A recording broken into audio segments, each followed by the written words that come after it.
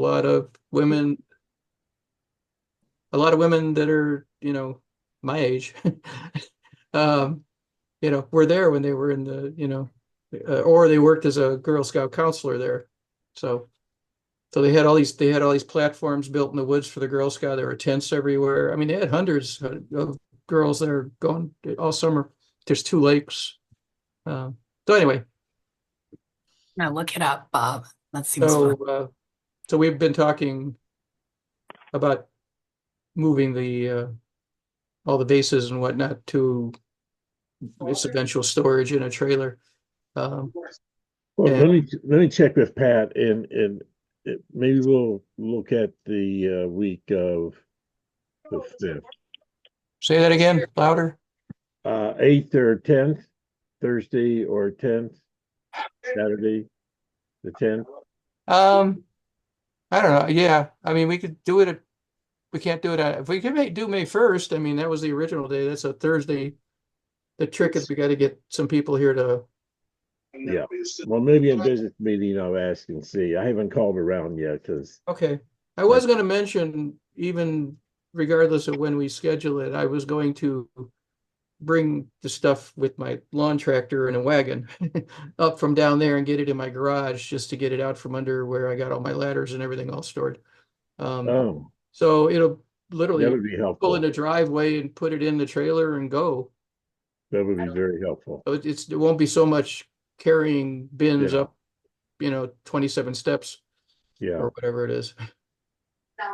So that's why I say if we still want to do it May 1st, I can have everything up there. Okay. And all we got to do is back up my driveway, put it in and go. Everybody hear me? Yep. Great. Hey, Bob. Yeah, I'm not available May 1st. I got dental appointment in the morning and I got something to take care Oh, of you with said my that, yeah. daughter. Yeah.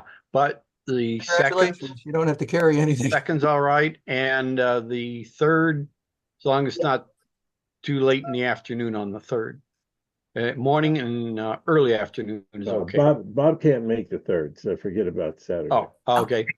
Can, Yeah, you came in. I forgot I have believe it or not, it's called a goat derby. They race goats.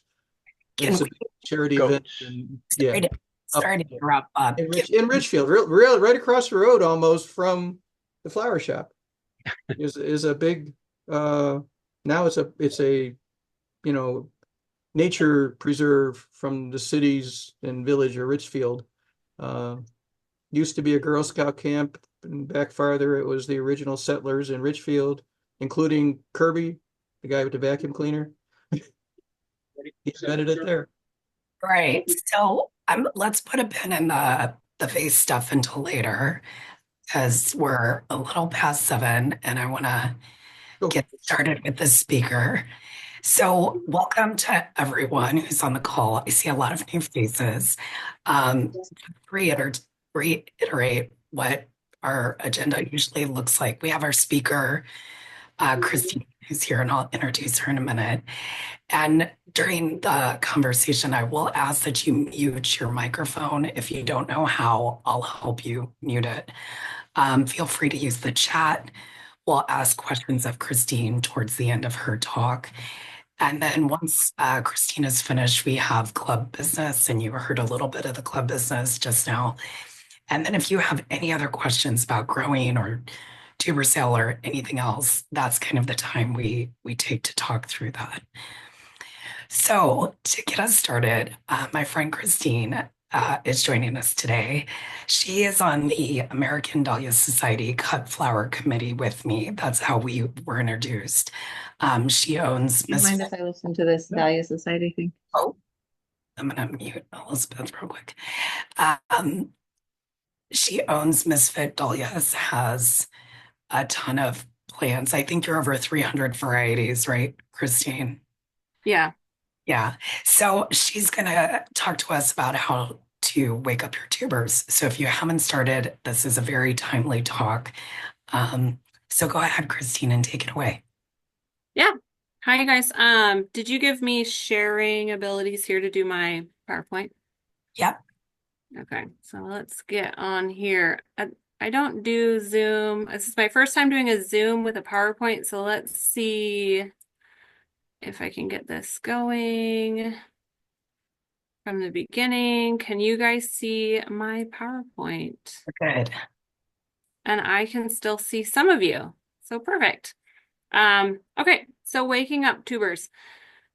I was gonna ask if this is something that you guys do over there. Is it pretty commonplace to wake up tubers in Ohio?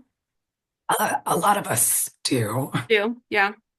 but then again, there's a good amount that. Yes. I figure there's a lot on here that are not familiar, but I was just curious. And I'll give a little. I did this presentation last night for Puget Sound Dahlia Association. So being they were all in front of me asking that question. So it's just interesting to see who does this and who doesn't do this. So anyways, let's get started. Let's see if I can figure out how to change the slide. All right. So yes, I'm Christine Tureen and I am no expert. I've been, I would say, professionally growing dahlias for the last 3 seasons. And kind of my opinion on dahlia experts is there's a million different ways to grow dahlias. There's a million different ways to wake up dahlias. So I do not claim to be an expert. This is all my experience from the last 3 years of waking up dahlias. So we're gonna go with that. So waking up tubers, what does that even mean? And this is my son, by the way. This is a Treyu here. He shows with me. You guys see my cursor? Is that a yes or no? Yes. Yeah. Bob says yes. Perfect. Okay, so waking up tubers is encouraging your dahlia tubers to begin growing before planting for better success rates. So this is my main reason that I wake up my tubers is that exactly this, better success rates, that they're going to grow for me better. I'm not going to have tubers rotting in the ground here in Washington, which is where I'm from. In the spring, it rains a lot, so a lot of our tubers rot. So just to talk about basic tubers here, here's your dormant tuber. This guy has no roots, it has an eye, but has no sprout. A waking up tuber, you're going to see this one has a sprout, so you know it's, at least you think you know it's going to survive. It's starting to grow. And then this one over here is a fully awake tuber, which has your roots and your sprout. With the roots here, it's able to manage your water, so you're going to have less chance of rot. I have these numbers down here. I completely made up these numbers. This is me just saying, this is kind of how I think about this. When you have a dormant tuber that has that has an eye but no sprout, no roots, it's like 50% chance if it's actually going to survive when you plant it in the ground. If it has a sprouted eye, I feel a little bit better about it. For sure, it's going to go. 75% chance is what I'm giving this guy. And then a fully awake tuber, it's got those roots. I know it can handle managing its water. It's got a sprout. It's growing. I'm going to give this a 99% chance of making it out in the garden. So to wake or not to wake, I'm going to have to move you guys. You're in front of my words here. So do we do this or do we not do this? Here's some pros and cons. So not to wake, a pro would be, it's really easy to not do this. You're just going to dig a hole, drop a tuber in, cover it up, see if it grows, see if it doesn't grow. Obviously, there's more to this. Your nutrients in the soil, time you plant, all that. But basically, not waking up your tubers, you're just taking them out of storage and planting them. The cons for this is you're going to get less chances of survival. It's going to take a little bit longer time for your tubers to wake up, start growing, pop through the surface of the soil there.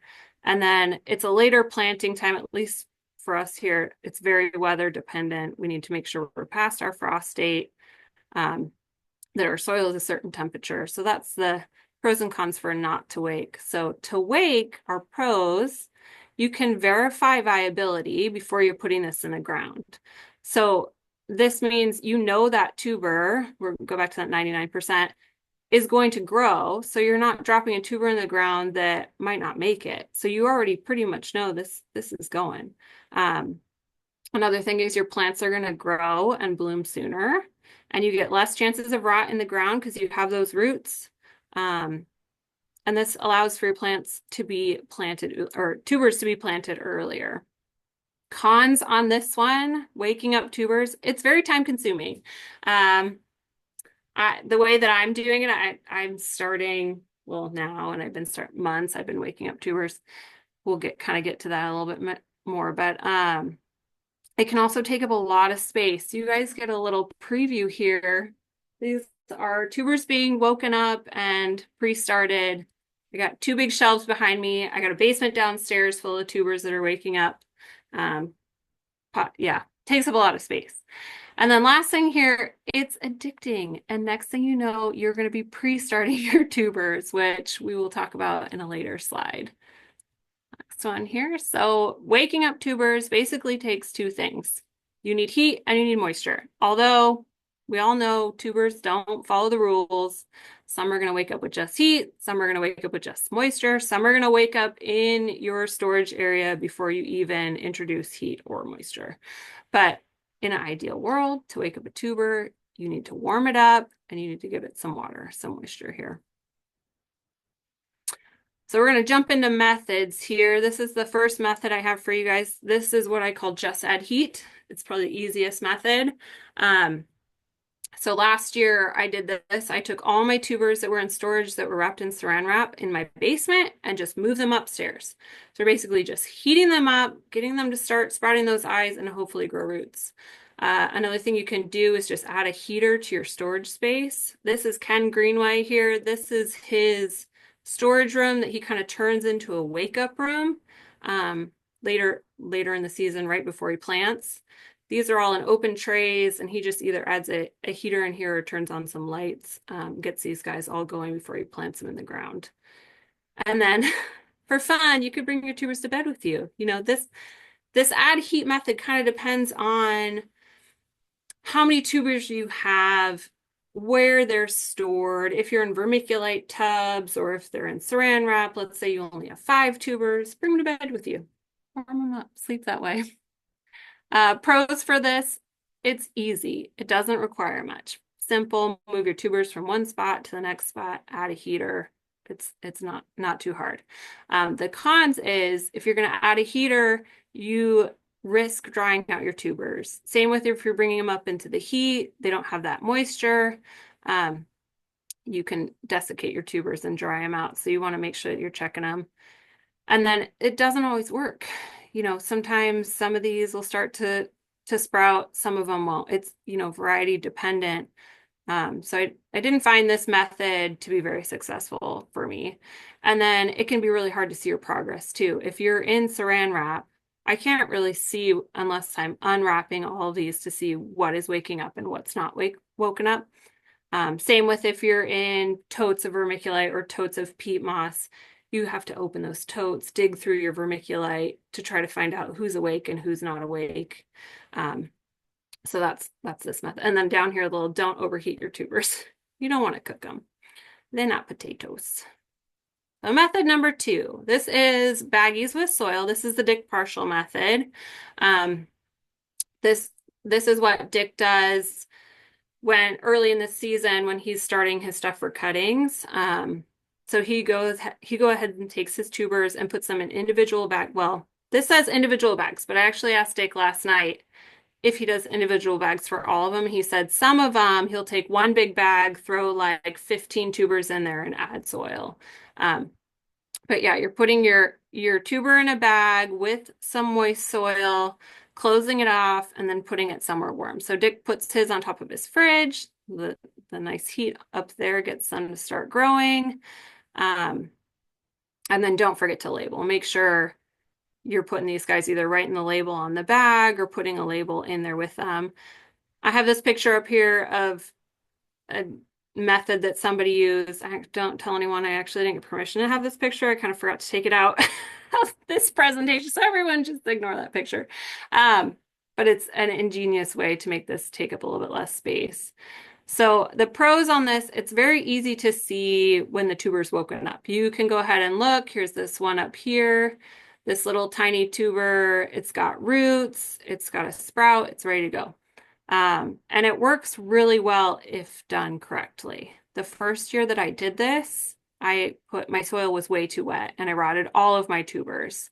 So you want to make sure that the soil that you put in here isn't like soaking. Generally, right out of the bag, potting soil is fine. If the soil you purchased was from a store where they kept it inside, the soil might be kind of dry. It's kind of, hit and miss. And, all these things with dahlias, I feel like you're going to kind of have to test out, see what works for you.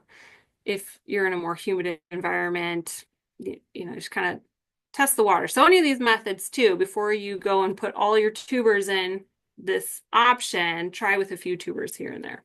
And so then the cons for this, if your soil is too wet, tubers can rot. I don't particularly like this method because it uses a lot of plastic. If your tubers already came in bags, great, reuse that bag. Or if you're saving bread bags or saving bags throughout the year, you can do that. But I don't particularly like all the plastic here. And then it does take up a lot of space. I put mine in totes this year, these black totes. This lady here has these hung on this rack. But, again, it depends on how many tubers you have. If you're only waking up 10, it's not going to be that bad. If you're waking up 1,000 plus, it might not be the option for you. So let's go to the next method here. So this is method number 3. This is what I call the Ken Greenway method, which is a 2 10 by 20 trays with substrate. What you do here is you take these 10 by 20 trays and you're going to fill the bottom of it with like an inch of either vermiculite, pine shavings, or even soil will work here. And then you put your tubers right on top there with your eyes facing up. Make sure they're labeled. And then you're going to spritz them with water. So get them nice and wet. If you're using vermiculite or pine shavings, I feel like it's super dry. You can go ahead and kind of moisten that pre-putting it in the bottom of your 10 by 20 trays. And then you take another tray and you lay it on top here to create a darker environment.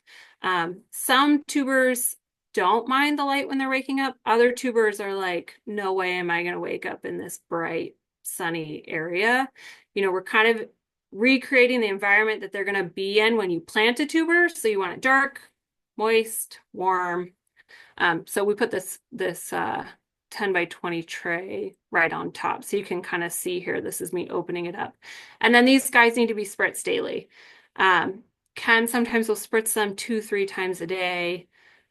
So this is my daughter down here spraying it. It's her favorite part. She loves it. So this pros for this method, it's easy to see progress. You can open it up and see there's roots and a sprout there. And again, works well when it's done correctly, as long as you're not flooding your tubers. Con for this method, I find it to be very tedious to be spraying 2-3 times a day. I also find that there's the 2 trays together don't seal, they can dry out. So if I miss a day, I come back and all my tubers are dry and they might not be waking up as fast as I want them to. It also takes up a lot of trays, which at this time of year, I'm using all my trays to put my tubers in, to pre-start, my cuttings, so it didn't really work for me. I did this method primarily last year, and it takes up a lot of space. And then I'd probably say the worst part of this method is these trays stacked on top are kind of precarious. So you accidentally hit one, the top falls off, it breaks off all your sprouts. It's not my favorite. However, somebody mentioned last night that I think it's Bootstrap makes a lid that's now black, dark, so it's not clear. So I think that'd be a great option with this method if you're going to use trays to invest in some of those dark lids. Oh, now I'm going forwards and backwards. Let's see, where am I? Clicking, sorry guys. All right, so here we are, method 3.5. This is the method that I am using currently this year. I'm going to call it Christine Tureen method because I kind of adapted Ken's tray method into my own, what's going to work best for me. So what I did was I went and got these totes, black totes. They're not as tall as the traditional ones, so a little bit shorter.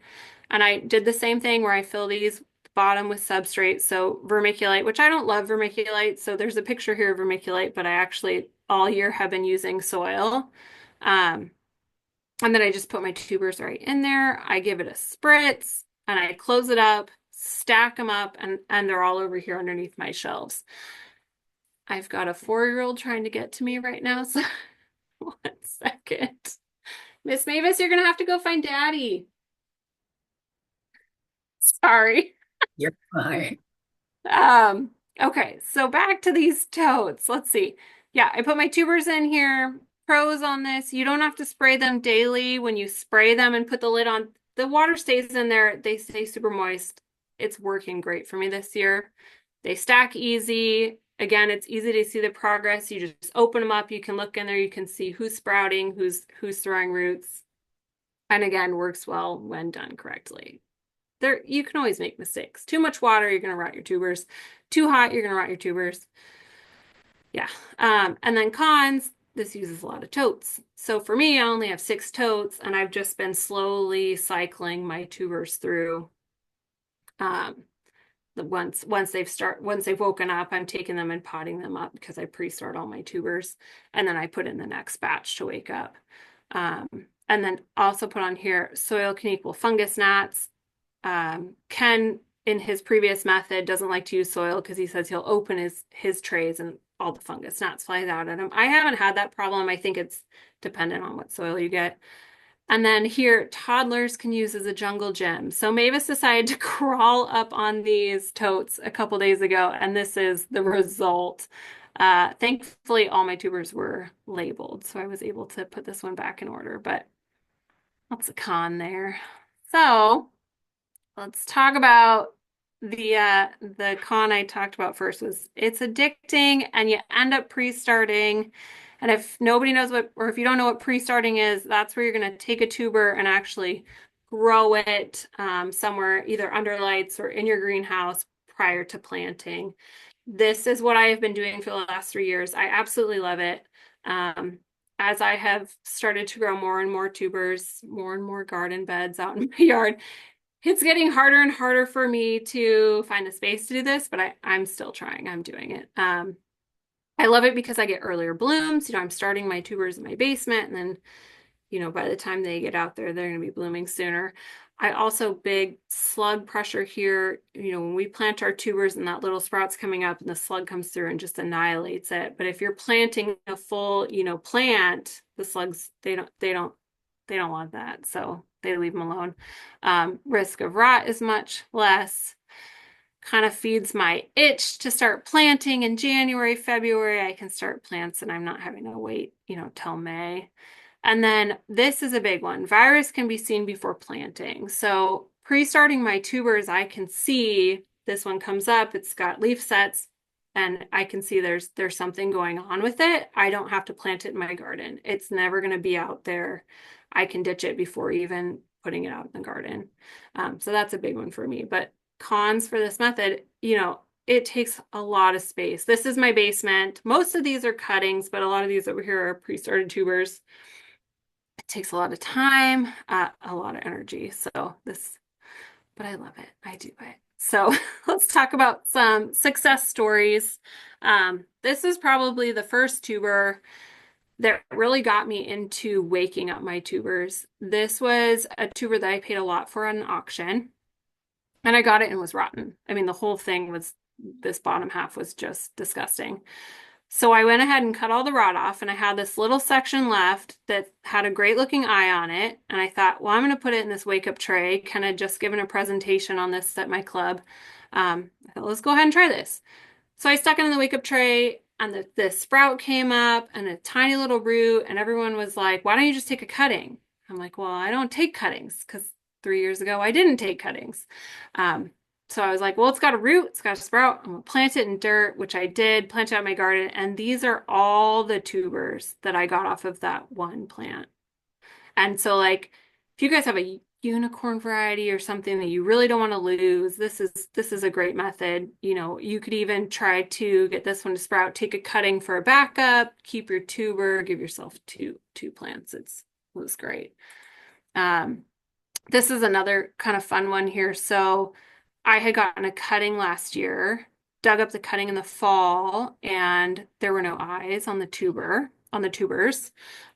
But there were eyes here, up on the stalk. So you'll see these 2 pieces in my hand are cut in half of a stalk, which the stalk had a split in it. But on either side, there's these eyes. And I was like, well, let's see if we can get this thing to grow roots, see what happens. So put it in this baggie with soil. And then they sprouted. And I was able to take these sprouts and make cuttings. These sections of stem rotted. These did not throw out roots. Maybe if I had left the sprouts on there, they might have. It was kind of an experiment thing.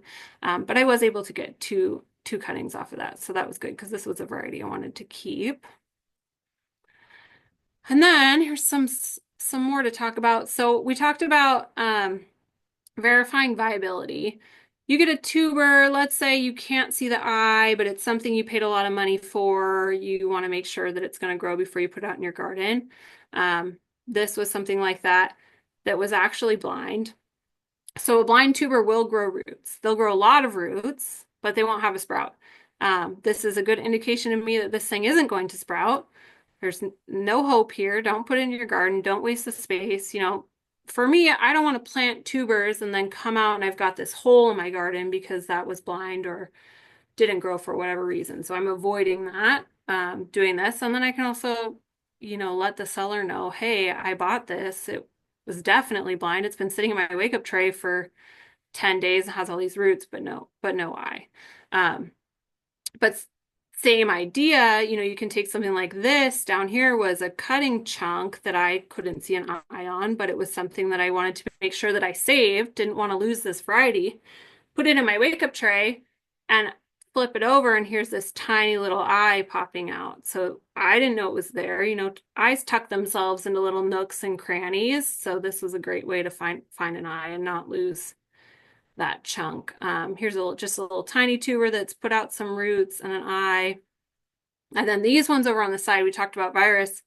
You know, these are some ones that I recognized as not wanting to put in my garden because I pre-started them, and I can see like this guy having this vein clearing and just this like really crinkly leaf. That one's not going out in my garden. You can see the ring spots on this one, and then there's definitely something funky going on with these two. So that's, you know, pre-starting tubers is great to be able to recognize virus. And then this one, I can't say 100% this is gall, but this does not look great, and I don't want it in my garden. So, you know, I pre-started this, saw this growing. I'm an experimenter, so I let this keep going. But, you know, this is nice to not put that in my garden. You know, be able to throw it away before it gets out there. And then what's next? Planting time. Last night at PSDA, Anne Maria, if any of you guys are familiar with her, she was like, we got to talk about planting. So we threw in this slide, but she wanted me to tell everyone, you know, when is the right time to plant a tuber? And honestly, you can these tubers can be planted, safe answer, after your last frost date and when the soil is 60 degrees. Misfit answer is understand the risks of what's happening and then plant whenever you want. These pre-started tubers I planted last year in late March, understanding that when it got cold, I was going to have to cover them up. You know, same here. Like I know that this tuber is going to be able to regulate the water in the soil. I'm going to have a better chance at planting this one earlier, planting these ones later when it's a little bit warmer, when they have a better chance of growing. And then I also have a cutting here and some seedlings just to talk about, you know, these seedlings, they have roots, they can deal with the water, but if you're to throw them out too early and frost comes, you're going to lose all of your foliage up here, and you're not going to have any tuber underneath to regrow. You know, if this came up early and you lost your sprout, you're going to get a backup eye off your tuber. But same with a cutting, you know, you don't have tubers yet. So if you put out cuttings too early and it freezes and the whole top part of the plant dies, it's not going to regrow. But if you put out, you know, these pre-started tubers early and they get hit by frost, most likely your tuber's still safe in the ground. You know, you have to freeze for however many days for the freeze to get down to those tubers, depending on how deep you plant. But just something to think about. So, you know, when you're planting, when people say, when is time to plant, just, you know what you're putting in the ground, know the risks of all this stuff before you do. So Yeah, key points. Below ground is safer if you have roots. Frost is less worrisome if you have a tuber backup, and plants can be covered in light frost. So that's it. That's my presentation. Questions? I guess I can stop screen sharing now, right? Let's see. I don't actually know how to stop screen sharing. Oh, here, stop. There's a red button. There you go. Now I can see everyone again. Well, a few of you. Yeah. They'll come back on eventually. I recognize some of these names. This is kind of fun. I feel like I've sent you guys some tubers, hopefully good ones.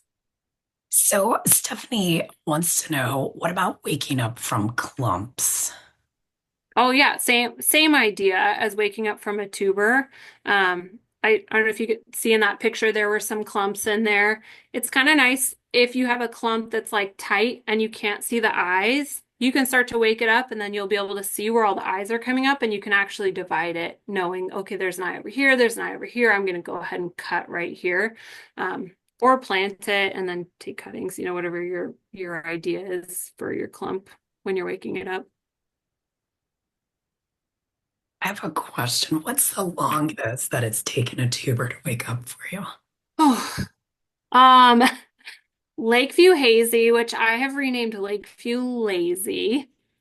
Gosh, I wish I remembered the day. It was like 3 months in my wake up tray last year. That thing took forever. Yeah. There's some of them just need the ideal situation, or maybe they know they're inside. I don't know. They want to be outside, but yeah, for Yeah, a long time. and I bring it up because you see a lot of posts on social media of people getting a tuber and it's not waking up within a week. So I just kind of want to help. Yeah, I would say most by 10 days they're going to pop that sprout first. Not necessarily. Some of them will put roots out before they pop their sprout. But I mean, it's, usually by 2, 3 weeks, they're going to be awake. There are some varieties that are slower. But yeah, for the most part, in my totes, I'm putting them in on Monday, and by Friday, I'm potting them up for restarting. So Jane asked, how long before planting do you recommend waking up? I think 2 weeks is fine. If you're not going to pre-start them and put them into pots and baby them along till they're giant plants, I think 2 weeks is fine. Any longer than that, any earlier than that, you're going to need to prepare to pot them up. Otherwise, if you leave that sprout in, like if you're using my tote method or even the baggy method, the sprout gets too long, it's going to start to die. You'll see it start to blacken or the whole thing will die. Which, if it dies, it's not the end of the world because you'll get backup eyes growing around it. But, it's just rot in there you don't really want. I'd rather just let that not happen. I'm not looking at this chat. You can just keep reading them to me, Jess. Yep. If the end of the sprout is black, do you cut it? Yeah, you either cut it or you pop it off. Usually it depends on where it's black, but if it's just the end, you can pop it down to like another node, or it kind of depends on how long it is, what the tuber is. But yeah, I would just pop it off or cut it below the root, below the rot. And is there any harm in just removing the sprout if they don't want to pot it up? I don't think so. No, because generally your backup eyes are going to come. It's not, if it was like this coveted variety that I only had one tuber of and I paid some ridiculous amount for, I might try to not take the whole eye off just out of some weird worry in the back of my head that it's not going to throw another sprout. Or I might take that sprout and try to root it. But for the most part, you're going to be fine if you pop that sprout off.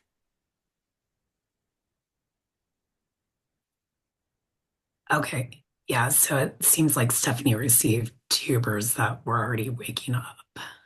Yes, it's been very warm in my basement this year. I don't think it ever got below 50 degrees. So there's been a lot of tubers I'm pulling out with sprouts. I mean, they're pretty long. Yeah, I will say for our tuber sale, there's a lot of, so if you purchase this past week and you're picking up next week, there's probably a decent chance that you're going to get tubers with sprouts. I'll also say too, if you get a tuber with a sprout and you are not ready to deal with that, just put it in a cold place. Put it whatever your coldest storage area is, it's going to slow that growth down. Pop that sprout off and just keep it in a cold area. It's going to go not particularly all the way back into dormancy, but it should slow it down. Every variety is different. My Clearview Edie's this year were just like, we're going to start growing in December. So some of them don't care that it's cold, but if you're really trying to stop them from growing now, you can put them just back into a cold situation, back into your storage, however you store your tubers. Bob wants to know, when do you plant in your area? So we're Mother's Day is the general rule of thumb for Washington. I feel like most of us who wake up our tubers are planting like May 1st. Last year I said I planted early March and covered everything up as it was frosting. The year before I did April 15th and everything was fine without having to cover anything up. So it's weather dependent, but generally here we say Mother's Day, mid-May. Is that about the same for you guys out there? Yeah, Yeah. yeah. Especially if you're not uh, starting them ahead of time. I think Ron, he's not on the call, but he always says when the lilacs start to bloom. Yeah. So We've said that too. I mean, there's all these not rules, but sayings, but you kind of just got to go with what works for you. If you've got roots, you can put your tuber in the ground and it can handle the water intake and outtake. It'll be fine. It's just when that sprout comes up and then it freezes. But again, you have that tuber down there, so if it freezes, not that big of a deal. It just depends on what you're dealing with. yeah, so Stephanie noted for Ohio after the last planned frost is what she's read, but then noted that the weather in Ohio kind of stinks. And it can stink, yes. I think the earliest I've planted here is May, May 1st. Mhm. That's when I'm planning to do it this year. But I pre-start everything just like Christine. So I'm putting plants out. I would say a good portion of our members wait almost closer to June if they're putting tubers straight into the ground. Dormant tubers. Yeah, you're sticking a dormant tuber in the ground. If the ground's not warm enough and that tuber isn't already growing, it's not going to do anything. It's just going to sit there. And then if it's super moist and just sitting there, the chances of it rotting are higher. So if you're going to put dormant tubers in, I would definitely wait until your soil is warm enough for them to start waking up in the ground. End of May is a good time for us here. If we get a light frost or snow, you're outside putting paper tents over all your plants. Yeah. And that's a lot of work. Yeah. I've heard of people taking like a black plastic pot and just like inverting it over plants that. Yep. But I don't know how extreme your guys' frosts are in the morning over there. You kind of have to experiment, see what works for you. That's really kind of how dahlias feel to me is do what works for you, test different methods out. Yeah. I think too, there's a good split between what you want to do with your dahlias. So if you're a cut flower grower, you want to get blooms as early as possible. So for me, I'm kind of willing to take the risk a little Yeah. more. But Definitely. Or if you're timing for shows, then you may want to wait a little later. I don't know, when's your guys' earliest show? I think our first one is August, but the majority of them are September. Mm-hmm. So Yeah, our earliest one is August 2nd. So if you want to win at that show, you're pre-starting and planting early. So Jerry wants to know, do you close the plastic bags or punch holes into a closed bag? Are we We're talking about the pre-starting ones with the dirt in them. Yeah, like the Ziplocs. Yeah, I keep them closed. I asked Dick about it last night. We had a little car ride to our meeting, and he said sometimes he'll just like fold it over and toss it in there. It's fine. The soil's going to keep it moist. It's not going to dry out. The biggest reason to maybe keep it open is if the soil was too wet. But I would just close it up. That's what I do.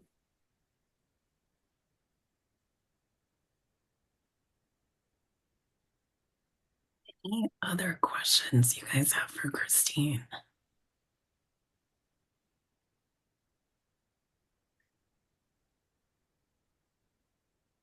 Oh, James is coming back. Oh, And I corrected somebody else on this program a while back. People use the word soil, dirt. I don't think it's a good term. I would never use dirt or garden soil in a plastic bag to start tubers. I would be using potting mix. Potting Like mix.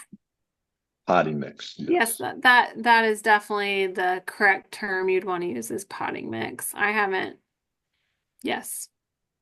I just don't want somebody that's starting out to put garden soil in a plastic bag and I don't rot everything, That's all. I don't know if it would, I mean, it depends. If the garden soil dirt that you got from outside wasn't super, moist, it's still gonna wake up. It's not the end of the world. Try it out. But if it Right. depends, That was it depends on me your that- soil. I'd be more concerned if it was in a container where it can like get compacted, but if it was like temporary. Yeah. I mean, really the potting soil is just in there to keep the moisture in the bag. That's really all it is. It's not, you're not growing the tuber in the bag. You don't need nutrients or all that or really matter. There's no drainage needing because you're not draining through the plastic bag. It's just something to hold your soil. You could do it with vermiculite. You could do it with pine shavings. You could do it with wadded up newspaper in your bag. It's just holding that moisture, really. Nancy's There you asking, go. what size pot do you transfer to, and do you add fertilizer? I don't add fertilizer. I use, what is this, Fox Farm Ocean Forest, so it has nutrients in it, and I just use 4-inch pots. I have gotten taller pots for longer tubers. I think I got them on Amazon. I have one right here. They look like this. They're like a tall 4-inch, which I like because it just fits the same in the trays. Um, I tried to avoid having a giant tuber and having to bring in a gallon size pot or something, but it's happened. Yeah, I use 6-inch, but I'll put more than one tuber in it. Oh yeah. Allison Lingbloom up at Killing Dahlias, she uses like big pots in her garage, and I think she puts like 4 or 5 tubers in there. And then when she goes out to the garden, she busts them open and separates them and plants them in the section. It's whatever works for you. I can easily move everything around in the 4-inch pots, and they're in the trays. It's easy for me to move them to my basement. It just works great for me. So Chris wants to know, how do you identify a virus and what are you looking for? And So, what? I did drop in the American Dahlia Society link above Hmm. too. But what do you look for, Christine? So for me, the spots for sure, it's like this shouldn't have those ring spots. That's a big one. Vein clearing, you know. What is vein clearing for those? Oh, so it's like where the veins are turning like a yellow or a lighter, and then sometimes you'll get that like they call it a mosaic. It's like a fan pattern kind of around the vein. Another big one for me is the crinkled kind of like I had one, I took it down to the basement. Oh, no, maybe I have one right here. I don't know if you guys can see this. This is kind of like the leaves are all just crinkled. The veins are a little bit more on the yellow side. This guy's not gonna make it to my garden. I don't think I have anybody else in here to show you, but I mean, when you get all your plants and I call it like a sea of green. They're all growing there. It's pretty easy to see that one right there doesn't look okay. Something is off about that. You're not going to know exactly if it's a virus unless you test it, but if it's something that I don't particularly care, it's like, okay, it's corn, I don't want to like throw something out there, but something that everybody has, I'm just going to toss it. I'm not going to take the risk. If it's something I really want to keep, maybe I'll grow it in a pot isolated, try to test it later on in the season. But yeah. He wants to know, when you start potting things up, what depth are you potting up in? Just So, containers as right. well, not just for waking up. We're talking about when I'm pre-starting. I'll grab another one here. I like to have my crown above the soil. I like to be able to see what it's doing. Some of these I'm taking cuttings off of. Even when I wasn't taking cuttings, I did this method. As long as it's not a tiny, tiny tuber, it's going to be fine under the lights, at least for me in my environment. So that's what I do. I kind of leave it out. And then when I plant this, I'm going to plant it, 3-4 inches. I'm going to cover up some of this growth, pop off the bottom leaves. And all of mine are planted vertical.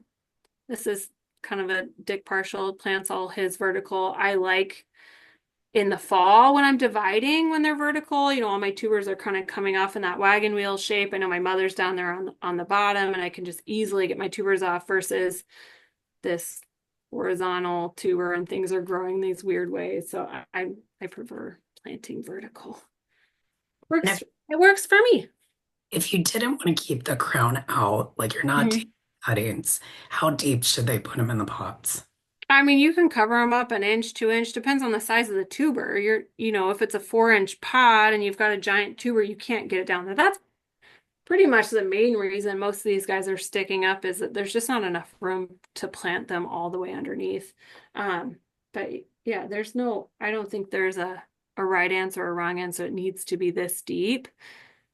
If you're going to plant it an inch into the pot, then just know it's an inch down. And then when you plant it outside, however deep you want it planted, they're dahlias. You get to decide what you want to do. Ken Greenway down the street from me, he barely plants his tubers 2 inches deep, but they're, and they come up faster and they bloom faster. And he digs them up in the fall earlier because he doesn't want them to freeze. It just depends on your environment. And if, maybe if it gets super hot over there, you guys are going to want them deeper so they're not going to get hot. But here we can plant pretty shallow and get away with it. And now Stephanie's asking, what about in containers, like on a deck or to move around? Like how deep to plant them? Yeah, so I use 7-gallon grow bags as well. And same, I probably put them like 4 inches deep in I the. feel like you'd want it, kind of in the middle of that bag. But again, it just depends. Like my front porch gets super hot. So if I put anything out there in a small pot, it's just going to cook. I have to have a bigger pot. I'm going to just want to get it like right in the middle of that pot so it's protected by that soil so it's not going to get baked in the sun.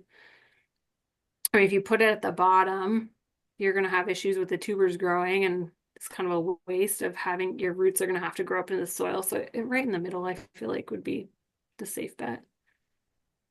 But Sonia asked about whether you plant vertically or horizontally, which you touched on. But then she also wants to know if you have a big tuber, do you cut it back before storing it or when waking it up? I'm not a fan of cutting tubers. Dick Partial loves cutting tubers, so I sent out a lot of cut tubers this year. And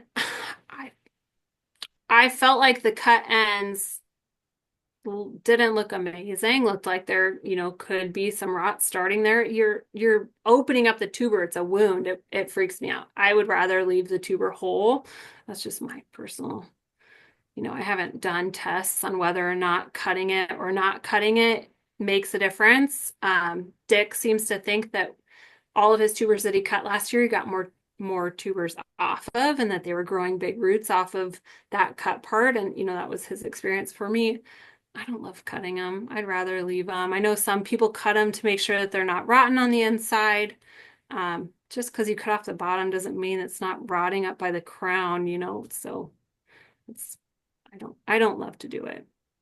I'd rather just dig a big hole and then curse when I'm digging up that giant tuber in the fall. But you know, it's not the end of the world.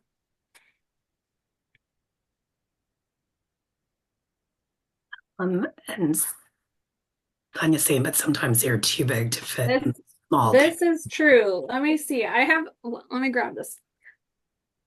Ugh. I mean, some of them, yeah, they're sticking up really far. You know, this Lakeview lady makes really long, skinny tubers. I just leave it out. They seem to do fine, and then when I plant this out in the garden, it's getting covered up. The only issue I've ever had with leaving my tubers out like this is if it's like a super small crown, sometimes it will dry up. But this one's I mean, that's a pretty thin tuber, pretty small chunk of crown there, and it's growing happily. If it was hotter under my lights, it might not have done very well, or if it was hotter in this room, but and they're sticking up pretty far. If you can't fit it in the pot, get a bigger pot. You know. Along those lines, since we have new people, if you're in Ohio, I just dropped a link to Yoder's Produce, which is down in Fredericksburg, but they have very cheap pots. So if you're looking to get a significant quantity, they do sell it like you could buy one pot, but if you want to buy a case, which is what I usually do, it's a great place to go to get all of your pots pretty reasonable by us. I'll say too, last year I think they're called tree pots. If that might be, they're like really long and they're super thin. And I just put these kind of taller pots in the bottom to kind of create a little bit more stable base. And then I was able to fill up with more soil. But I just tend to not keep those giant tubers. Most of them just go in it's like, I don't want to wrap this in saran wrap. I don't have a bag big enough to fit it in. It's usually just one I don't save. So Chris wants to know if you've already buried the whole tuber in a 4-inch pot, but they haven't started at all. Is it okay to take them out and try one of the other methods that you shared? Oh yeah, for sure.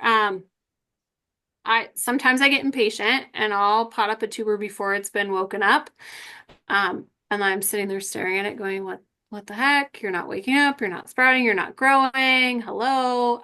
So I'll just take it out of the pot just to check on it. If it has a root, I might put it back in the pot. If it doesn't, I'll throw it in a different, into one of my totes or into a bag. Definitely switch it up. If you've got a tuber in one of those, 10 by 20 trays and it's not waking up, it's not happy. Just give it a different environment. See if, maybe it wants light. Maybe it wants to be in a different type of potting soil or, vermiculite or something. Switch it up. Why not?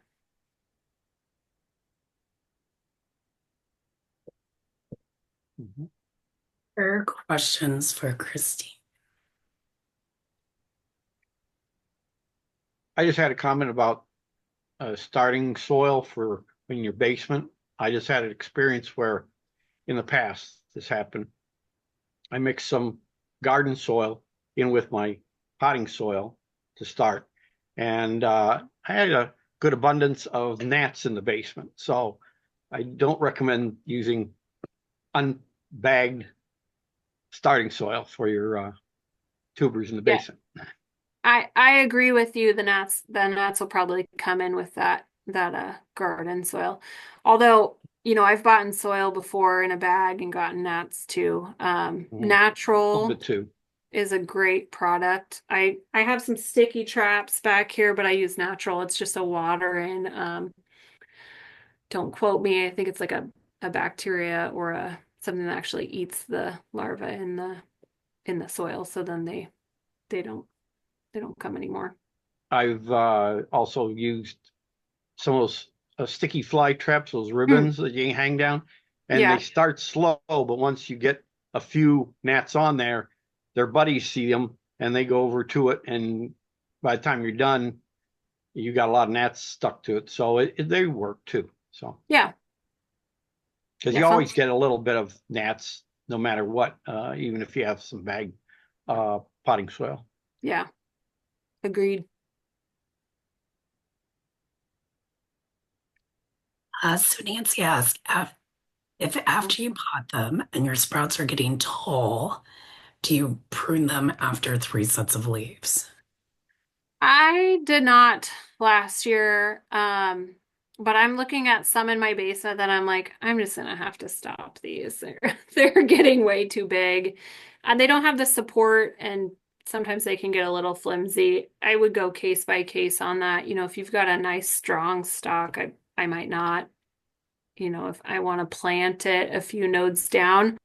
Um, but I would just go case by case. But yeah, you definitely could go ahead and take off the top of that plant and it'll start, to send out the laterals.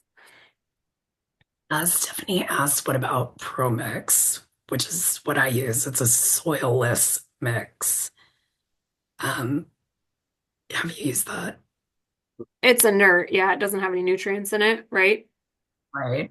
Yeah. I don't use it. I like to give my plants some food. So yeah, I use the Fox Farm Ocean Forest is what I use. I do use Pro Mix. You'll still get fungus gnats, but definitely Mm. not quantity of. I also use Fox Farms for other stuff. Um, and then in addition to that, I do fertilize once they get started. So I have just a starter that I picked up from Indoor Gardens here in Cleveland. Yeah. I have used fish fertilizer. Is it Alaskan, in my basement, depending, if they've been in those pots for quite a while and they're starting to look yellow down there, I'll throw some fish fertilizer on. It stinks. It's not my favorite in my basement. I'm definitely not doing it up here, and this is my office in my house. I'm not adding any fertilizer up here.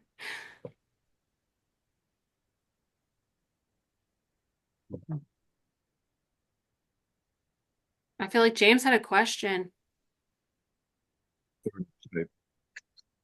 I What? tend to agree with Dick about cutting the backside of a large tuber off, and Yeah.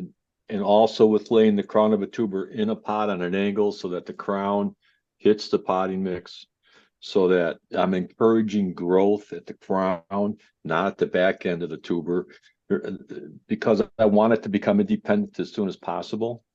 Yeah. And then a lot of times you get a big monster plant going from one of those big monster tubers, and about 3, 4, 5, 6 weeks in, it just collapses because it used up all the energy in the tuber and it never rooted.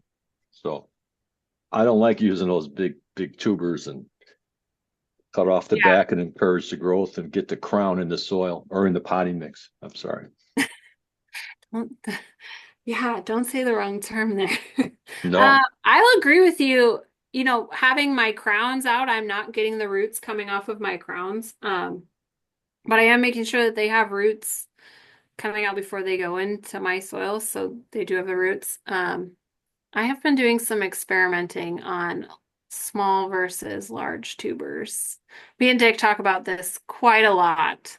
Uh, and over the past 3 seasons, my large tubers have produced more tubers for me than my small tubers.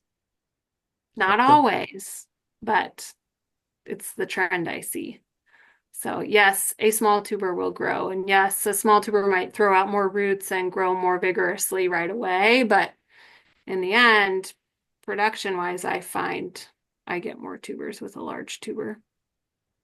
Another knowledgeable Dick is Dick Westfall. He believes that some of the tubers, some cultivars, the faster you can get it off of the tuber, the better blooms you'll have that year. So like one is Gets Perfection. He wants that off of the tuber as fast as he can. The other thing he said, Jim, about those roots that you get off the crown, those will be your tubers for next year, are your crown roots. The roots that are coming off the end of your mother tuber, they won't be the tubers that have eyes next year. So Mike Weber and I out at Willoway, we have the crowns exposed so that we can take cuttings off them. But then when people buy the plants from the plant sale, we always top them off with soil to encourage those crown roots to get going.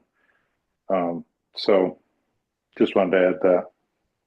Yeah, I mean that makes perfect sense. And now you've got me thinking like, oh, maybe I should experiment with this and plant some of mine and see if those ones get better tuber production in the fall. I'm all about experimenting. That's something I love about dahlias. You know, you got to find what works for you. You got to see what I don't know. Misfit Dahlias, I came in here and everyone said you have to do it this way. You have to plant this day. You can only do it this way. And it was like, why not try it a different way? Why not see what happens? Play with things, try to figure it out, Well, why one some other thing for new members, if you're ordering cuttings and you're getting cuttings in the mail, I would highly, highly, highly recommend you let those grow 2 or 3 sets of leaves, if not 4 sets of leaves, and then snip off the bottom 2 sets of leaves and bury those in the ground. Because some people think, oh, I'm just supposed to bury this where the soil level is. Like if you were going to the garden center and getting a tree, you would want to keep the soil level the same as the root ball. But when you bury 2 sets of leaves on a cutting that you've received in the mail underground, you're going to have at least 4 new eyes in the fall, because your eyes come from those laterals that you've buried. And if you just bury a cutting, if they didn't have a lateral at the bottom of that cutting, you might not have any eyes. So, but that's cuttings. Yeah, agree with you on that on cuttings. I like to take it a step further too. If I'm ordering a cutting, I didn't take that cutting. I don't know if the person who took that cutting actually took that cutting in the right spot. So if I can, I'll take a cutting off of that cutting so then I know I took that cutting where I wanted to take that cutting underneath a node, and I did it myself. So, and I back up, then you got 2 cuttings and then you can plant that one deep and plant your other one deep, and yeah. That's good stuff. Yeah. Agreed.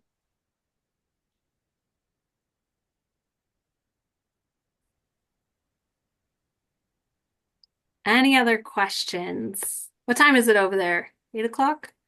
8. Yeah. So I feel like I still see sun behind you. A little bit. Good. Sun's still shining. Well, I don't know Chris, what time the sun goes down here. we really appreciate you coming to talk to us today. I might have had to twist your arm a little bit, but you did a fantastic job, and I think we all have learned a new way to start tubers tonight. So thank you. We appreciate it. You're welcome. It was fun. It was good seeing some of you guys. I'm like, oh, I know that name. I recognize that name, show me your face. I see Mike. It's fun. Yeah. Maybe I'll see some of you guys in Chicago if James can get me to get on a plane and get out there. If anybody's going to nationals. Great time. Come on. It'll be nice. It'll be fun. I might. So Don't hesitate, because it's really filling up fast. that's what I heard. It's bigger than any Midwest show I've ever been a part of.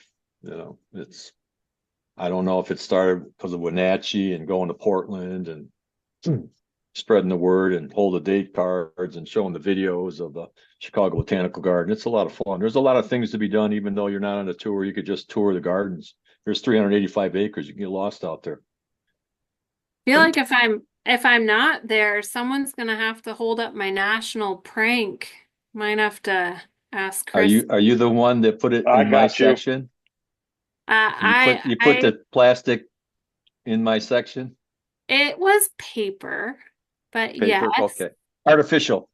And the year before, I put zinnias, a triple of zinnias in peonies with Dick Partial's name on it, which he was judging. That was my first national prank. Then last year, I put in a paper dahlia for Mr. Bernie Wilson that was like few paper. So it's fun. I'll have to get I got someone. you, Christine, if you don't come out. Yeah, if I can't make it out there, we got to prank someone. It's fun. I mean, it's fun. Nationals is great. Showing dahlias is great. I don't know how many of you guys show dahlias. Oh, we It's do good have fun. some new people on the call. So, Jim, do you want to kind of talk about what the national show is and explain it to anyone who's brand new to Dahlias, has no idea what you guys are talking about? Sure. We get started on Thursday. There'll be 2 tours. One tour is free. It's a walking tour of Ravinia. I think they have like 36 statues, and there's a tour at 2 o'clock behind the scenes of the Chicago Botanical Garden, and they have a rare books library, which is a part of the tour. The rare books library goes back 5 generations. It's pretty interesting. Meet and greets Thursday night. Friday, we continue to set up. We start setting up actually Thursday at 9 o'clock. It's quite the ordeal. Friday we have a tour of downtown Chicago. Staging starts at 12 noon, goes 24 hours until 9 the next day. Staging will end. Judging will start at 9.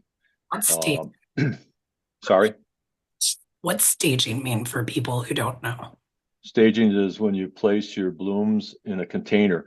We provide all the containers. We provide the oasis. It's very exhibit friendly. You walk in, there should be about 40 stations set up that you can just walk up, and there'll be vases filled with water. Oasis will be throughout the area in general stations. Show tags will be there. There may be people that will help if you need a hand, if you're a novice. Staging ends at 9 o'clock on Saturday morning. There'll be 3 hours of judging. We hope it'll only take 3 hours. Approximately 3,000 blooms are being entered to this point. We've only had 2,000 blooms prior to this in my history. After judging is done, there'll be lunch between the hours of 12 and 2 right in the garden. We have presentations. I think we have 5 or 6 presentations. We'll have genome, virus, soil, vase building for the homeowner in their own house. Kathy Young. Oh, wait. Connie Young Davis. Kind of screwed that up. She'll be putting on a presentation of how to stage, what it takes to make your blooms look your best. And that's all free. I mean, there's no charge for any of that. There is 2 registration fees. One goes from Thursday till Monday, and one goes from Friday to Sunday. Basically, it just pays the meals. So continuing after Saturday, after the 5 or 6 presentations from 1 o'clock until I think they'll be over by 4 o'clock. The banquet will be back at the hotel. The Renaissance Hotel is like a 4-star hotel. The cost is $138 a night, including taxes. It's a phenomenal deal. It's 6 minutes from the garden to the hotel, parking lot to parking lot. Now, we do have buses set up. I don't know how frequently they can run, but there will be buses there that'll run you back and forth. Saturday night, Friday, Saturday, and Sunday, there's a hospitality room for networking. There might be some adult beverages or something there and snacks. Monday, we have another tour. The tour goes to Ball Seed and Morton Arboretum, another garden area, which is basically trees in the area. And that's pretty much it. And then Tuesday, I'm going to rest up. But I mean, it's $175, I think, from includes the meet and greet and the lunch, dinner. There's going to be an ice cream social on Sunday night after the Magos tour. There's a tour Sunday for Magos's garden, a hybridizer of Vasio Magos and all those other 23 commercial varieties. There are 16 challenge blooms of different types of varieties. Some are Midwest intros, singles, triples. The list was just posted today and how much the winnings are per. There are 28 artistic design entries. They've filled up pretty quick. I think they're reworking it a little bit. There is a junior section. I know Chris is bringing his daughter Quinn, so you could bring your daughter too, Kristen. Maybe not my daughter. My daughter's 4. My son though is 11, and he shows with me. We made it really kid friendly. We charge $50 for a child, no matter what registration you used. And you could take your child to any function. The $50 only covers the dinner, the banquet, and that's it. Everything else is free for them. We don't want any kids left in a hotel room or anything, you know. So I'm just saying we're trying to be family friendly. There's 9 kids that are registered. You know, I don't know how many of them are going to exhibit. It should be a good time. There's a lot of hard working behind the scenes going on, I'll tell you. I think she may be on. I don't know if she's still here or not. She's keeps adding and working, and she's really the glue that keeps everything moving forward. I appreciate every effort she has.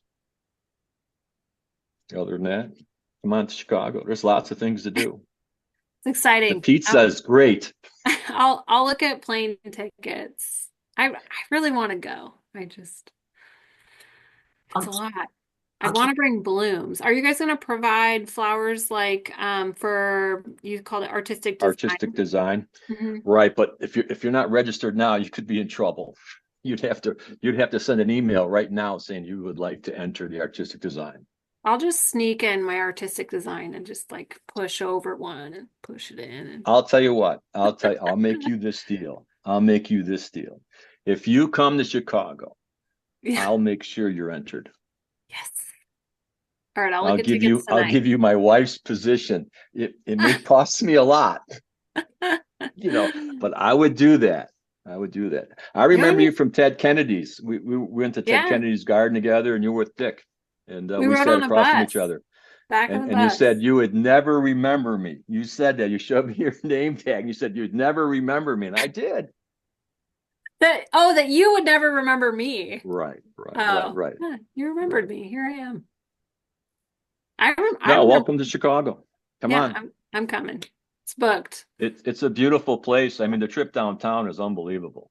It's just, you know, the Baja Temple, Navy Pier. I mean, if you looked at the April bulletin, it's all in there. There's 6 pages of pictures. Again, good job, Sonia. Well, thanks, Jim. Sonia Harmon. Talking to us about the national show.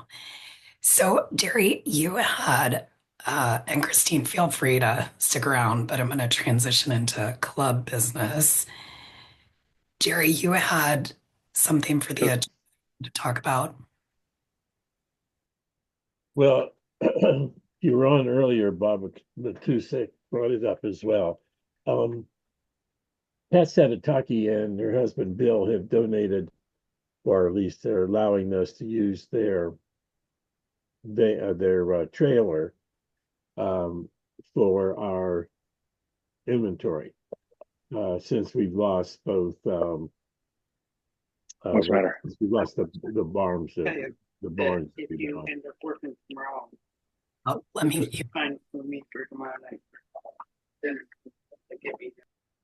There you go. Go ahead, Terry. And so it's a matter of getting the trailer up to Bob Matusik's house because all of our inventory right now is at his place.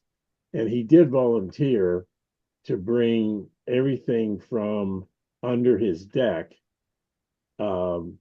up to his garage because where it is right now under the deck is a flight of stairs below ground level.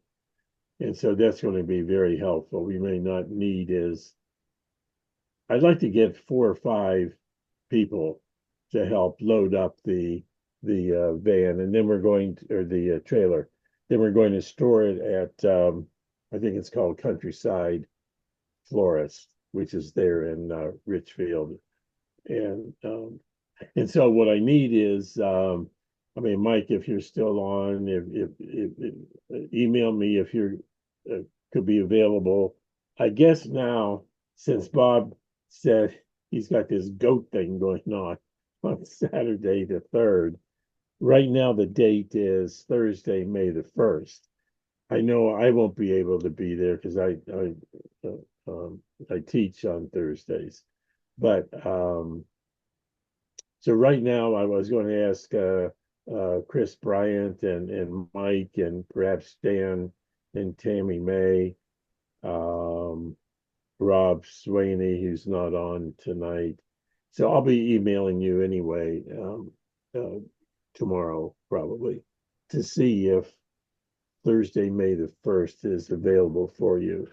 And then I think it'd be more convenient for us to load the trailer up at Bob's house rather than parking it at the florist and then doing our usual packing our vans together and taking the inventory down.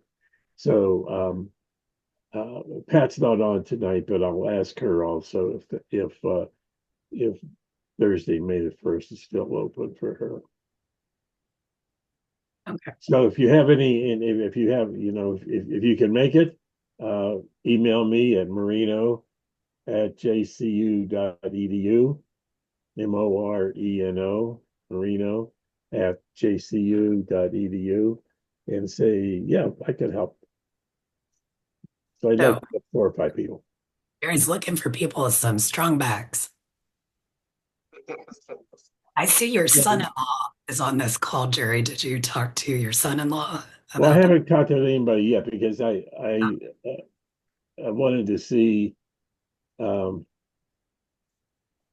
if well, Matusek's comment about not being available on Thursday would have changed everything anyway if I had called people earlier. So now that I know that Thursday is the key date, and if I can't get maybe 4 or 5 guys, then we'll change it to another date in May. Okay. But I think Pat and Bill are anxious to get it done. So the sooner the better.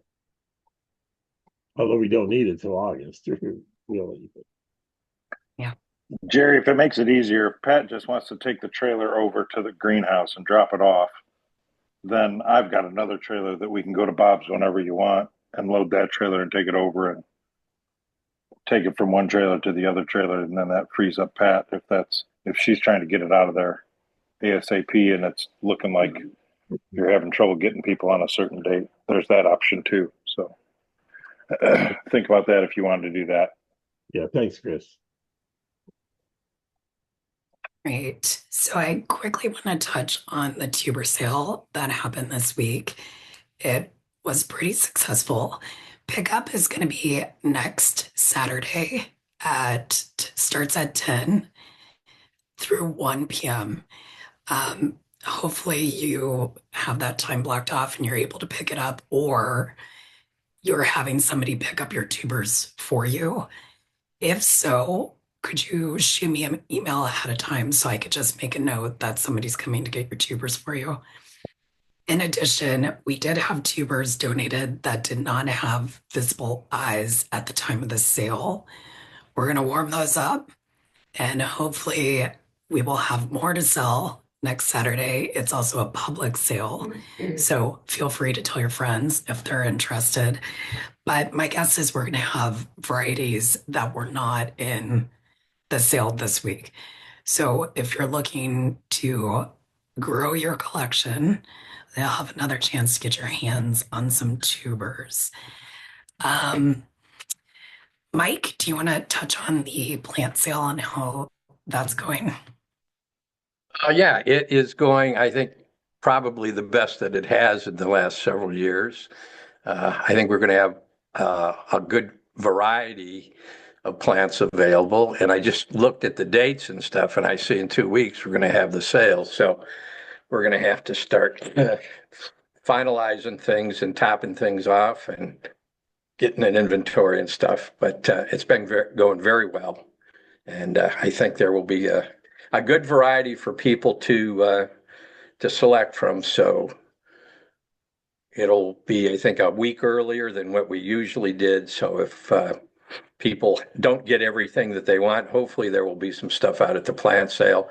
And we do want to make it certainly available price-wise for people to buy these plants. We want to get rid of them, make sure they're all pretty much taken care of. And so DSO members come first, and then we'll go from there. But it's going well. I've had a lot of help from Chris, especially. He's now going to take over our inventory, and I've had Bob out there, Rob Swaney, and stuff. So the labor-intensive part will be probably coming in the next week and a half. So, but everything's going pretty well. Pretty well. Okay, Mike, I'm going to send the spreadsheet that we're using for tuber sales this year to you and Chris.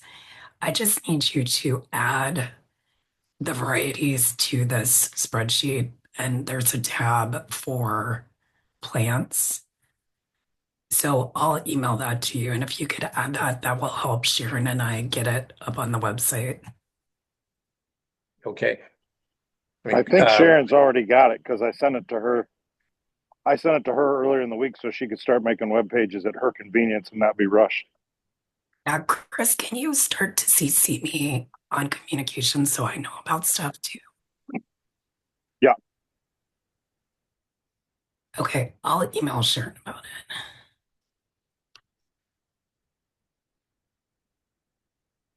Okay, the other thing that's coming up, I sent this out in the digest and I want to make sure everybody saw it, is at our next meeting for May, we're going to be voting to approve the new bylaws for the society.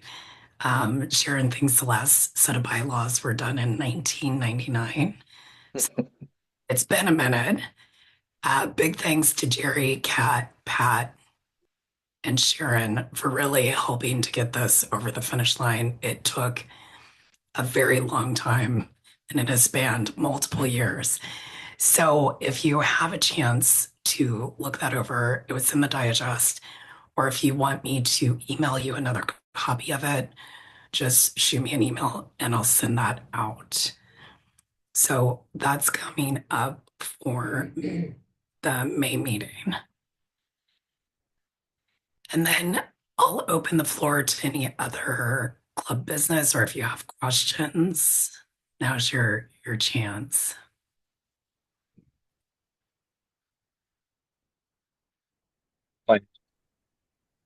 Before, I want to thank DSO for their generous donation to the national show. I know we sent a letter, but personally, thank you. No problem, Jim. I think that's, and if you don't know, the sales that we get for our tuber and plant sales allow us to make those donations. So we donate to the national show, our Midwest conference. We donate locally to sponsor a scholarship here in town. And then we also make donations to the ADS, the American Dahlia Society. So all of your purchases go to that, and they also go to pay for our speaker and 2 events for the year. So if that helps to encourage you to grow your tuber stash, I will shamelessly plug it.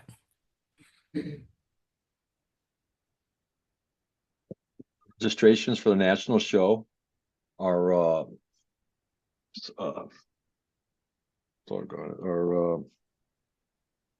we're actually paying 42% of every registration. We're subsidizing every registration 42%. Just so everybody knows, to make it as able for anybody to come that we possibly can. And I won't cut you off again. I'm sorry if I did. You're good.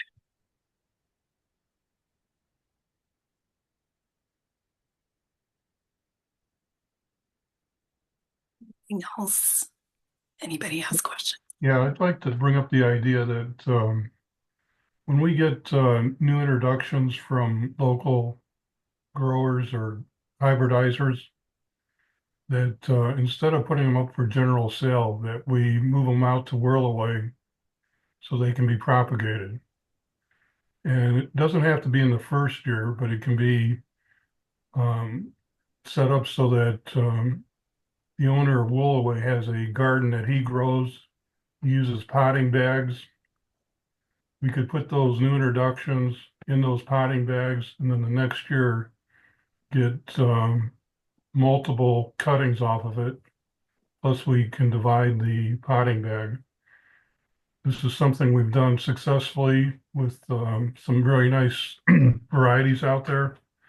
But I'd like to emphasize getting the new introductions instead of putting them up for sale, getting them out there to propagate. Just wanted to hear any other opinions.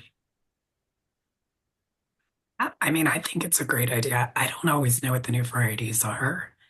So if you're a hybridizer, um, I guess just let us know and connect with Mike or Chris, and they'll get those tubers out there.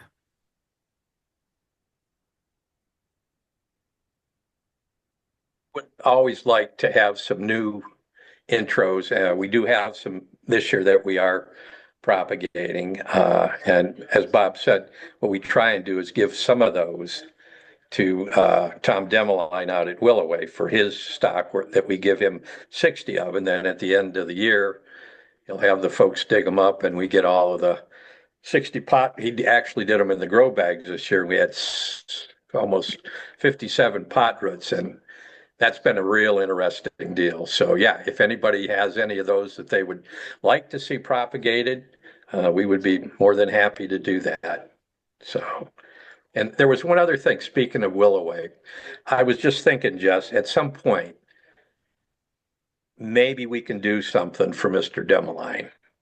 I mean, he has given us all of this ability to make this money gratis at no cost.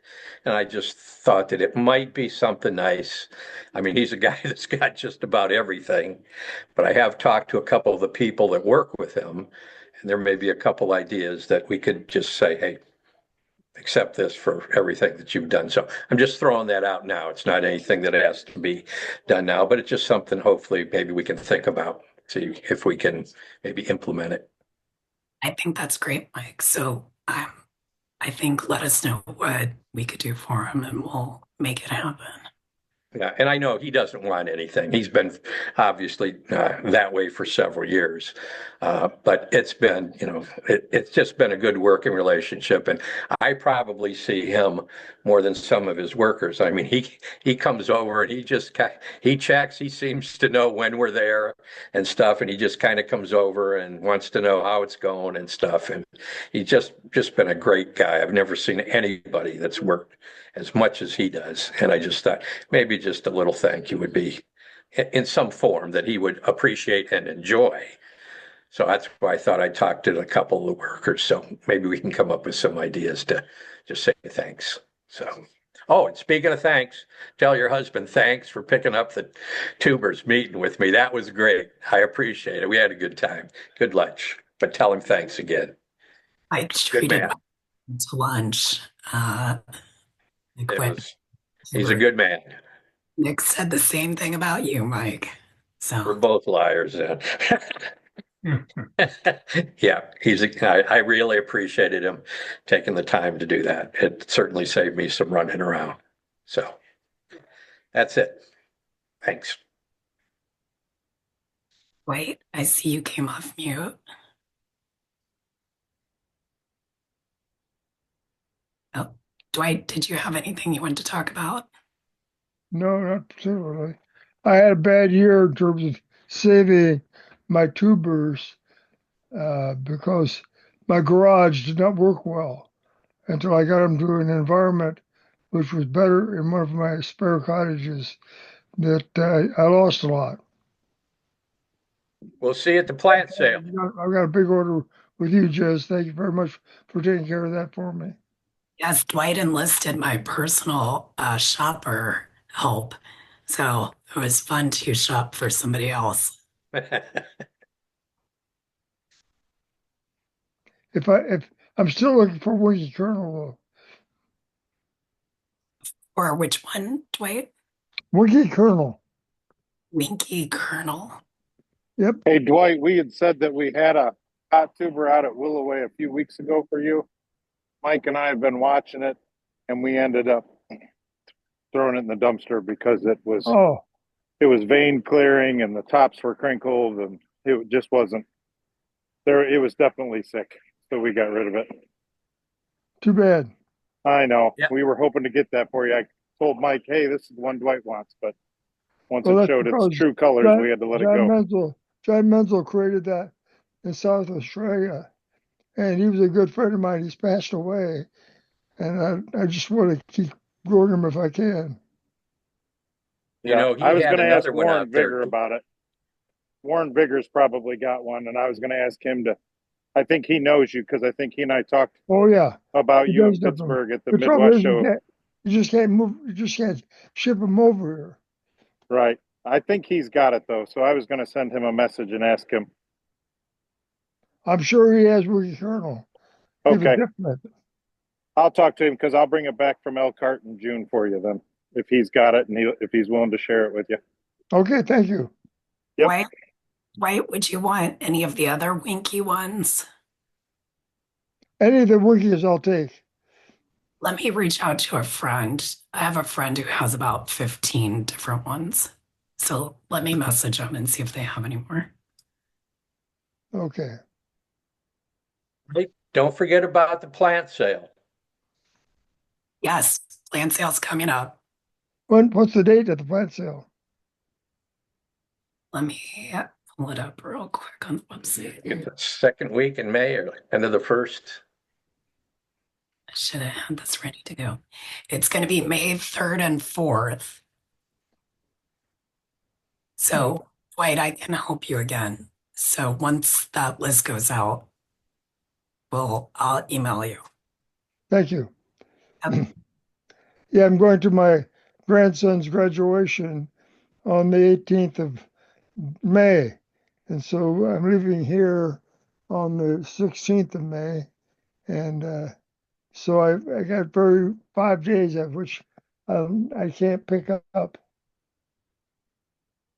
Okay, let's see if somebody might be able to hold on to the plants for you. Okay. I'll get an email going. Okay, thank you. Thank you. Jez, you've been a big help to me. And here in Lakeside, there's going to be a number of other growers. So I'm hoping we can maybe get a club going here eventually. Oh, Where do you live, Dwight? In Lakeside, Ohio, which is near Port Clinton and Sandusky.